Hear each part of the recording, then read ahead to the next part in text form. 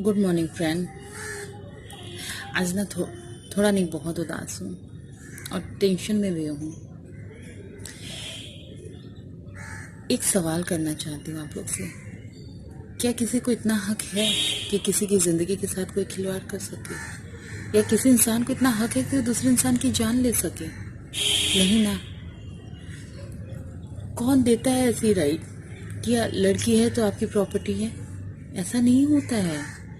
लड़की है तो आपकी प्रॉपर्टी नहीं है।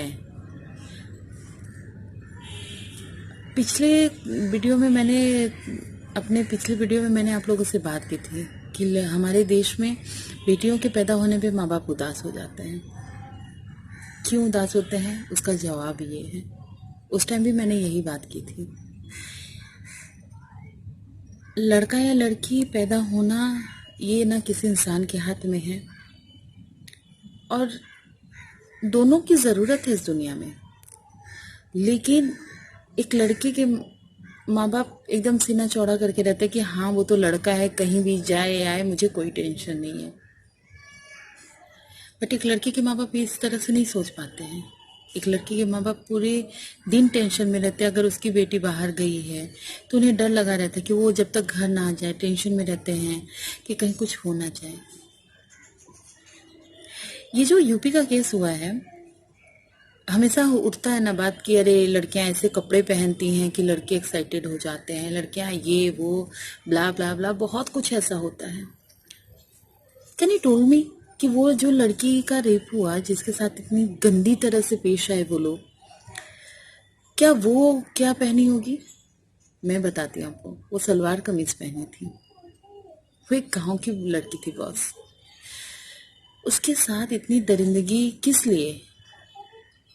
क्या कोई दुश्मनी थी?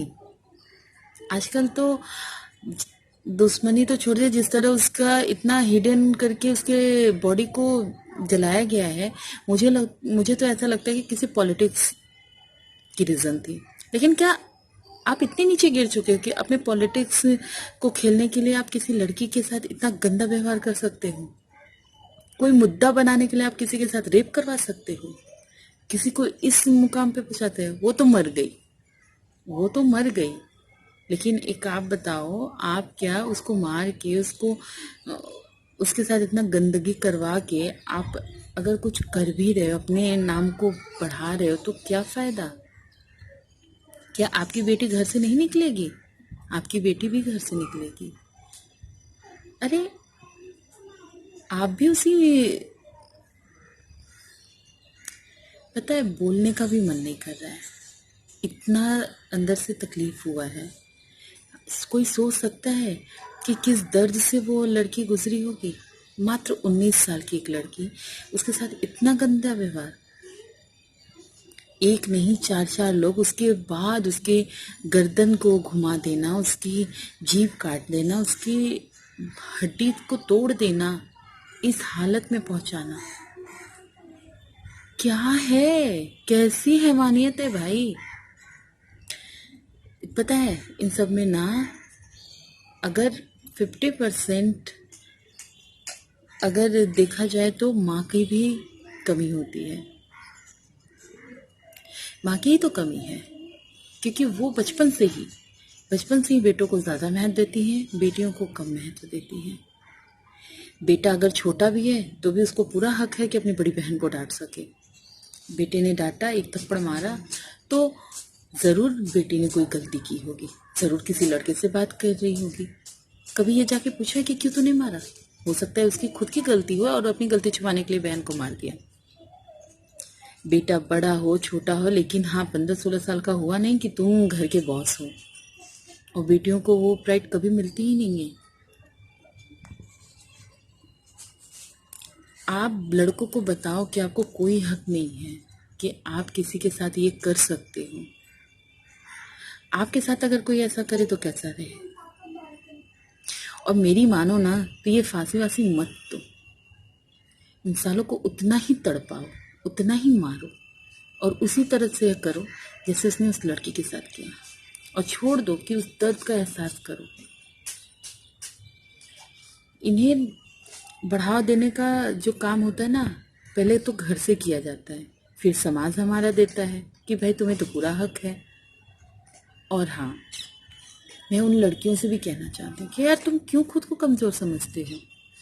ये लड़के मजबूत हैं, हो सकता है फिजिकली हमसे स्ट्रांग हो, लेकिन मन से स्ट्रांग नहीं होते और फिजिकली भी स्ट्रांग नहीं होते हैं, क्योंकि दुनिया का सबसे बड़ा दर्द, सबसे बड़ा चीज़ हम औरत करते हैं, ये नहीं करते हैं।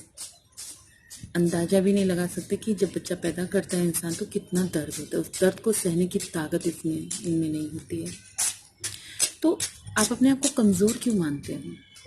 हाँ, ये बात अलग है कि एक इंसान को कोई 4 जन पकड़े तो कोई क्या कर सकता है। और पता है यहाँ ना सबसे बड़ी प्रॉब्लम क्या होती है, यहाँ प्रॉब्लम ये होती है कि हम लड़कियों को ना मन से पहले से ही कमज़ोर कर दिया जाता है। पहले समाज का डर, लोग क्या कहेंगे इस चीज़ का डर। अगर कोई टच करता है तो हम अगर जाके कहेंगे तो समाज हमें गलत कहता है। मेरे साथ एक इंसिडेंट हुआ, मतलब मुझे किसी ने बहुत गंदे तरह से टच किया, मैंने उसे एक स्लैप किया एंड बहुत बवाल हुआ। तो जब पता है वहाँ के आसपास की लेडीज़ मुझे गलत कह रहे थे कि अरे बड़ी आई है, थप्पड़ मार रही है, यही कुछ की होगी। और मैं उस टाइम साड़ी में थी, घूंघट में थी, तो मैं किसी के साथ क्या कर सकती हूँ। ऐसा बहुत होता है एंड ज़्यादातर तो केसेस डोमेस्टिक होते हैं, आपके घर में, रिश्तेदार ही आपके साथ कर जाते हैं, आस पड़ोस के लोग करते हैं, उन्हें कोई नहीं देखने आता है। कई बार लड़कियां डर के मारा ये सब बातें नहीं बताती हैं।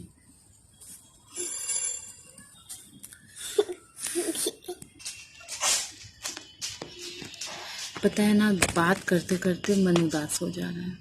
मैं भी एक बेटी की माँ हूँ, मैं भी किसी की बेटी थी।